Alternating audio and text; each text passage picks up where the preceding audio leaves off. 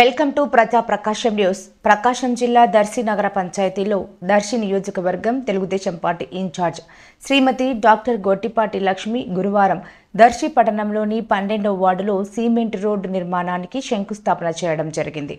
ఈ కార్యక్రమంలో వారితో పాటు మాజీ శాసనసభ్యులు నారపుశెట్టి పాపారావు, దర్శి నగర panchayat chairman Narapusetti Pichaiah, municipal commissioner Mahesh, municipal సిబ్బంది ఉన్నారు.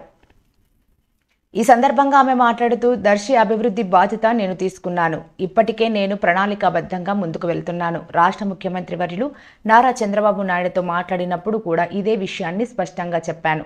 దర్శి ప్రజలు నన్ను ఆదరించారు, నన్ను అభిమానించారు. వారి అభిమానాన్ని నేను ఎన్నటికీ మర్చిపోలేను. వెనుకబడిన దర్శి ప్రాంతాన్ని అభివృద్ధి ప్రాంతంగా మార్చేందుకు సంపూర్ణ సహకారం అందించాలని కోరారు. అందుకు మన ముఖ్యమంత్రి వర్యులు చంద్రబాబు నాయుడు సంపూర్ణ సహకారాన్ని అందిస్తానని, దర్శి అభివృద్ధి బాధ్యతను నీతో పాటు నేను తీసుకుంటానని మాట ఇచ్చారు. ఇక మన జిల్లా మంత్రివర్యులు డోలా బాల వీరాంజనేయ స్వామి, గొట్టిపాటి రవికుమార్, జిల్లా అధికార యంత్రాంగం, స్థానిక అధికారుల సహకారంతో ఈ 5 ఏళ్ల కాలంలో దర్శి రూపురేఖలు మార్చాలనేదే నా లక్ష్యమని డాక్టర్ లక్ష్మి స్పష్టం చేశారు. గత 5 ఏళ్లలో వైసీపీ ప్రభుత్వంలో అభివృద్ధి శూన్యమని విమర్శించారు. నేను ప్రతి మండలంలో ప్రజల కోసం ఏం చేయాలి, ప్రజల కనీస మౌలిక సదుపాయాల కల్పన కోసం ఎలా ముందుకెళ్లాలని ఆలోచనతో ప్రతి అడుగు వేస్తున్నాను. ఆ ప్రయత్నంలో భాగంగానే అధికారులతో నా ప్రయాణం నడుస్తుంది. ప్రజలకు నేను మరొకసారి చెబుతున్నాను అని అన్నారు.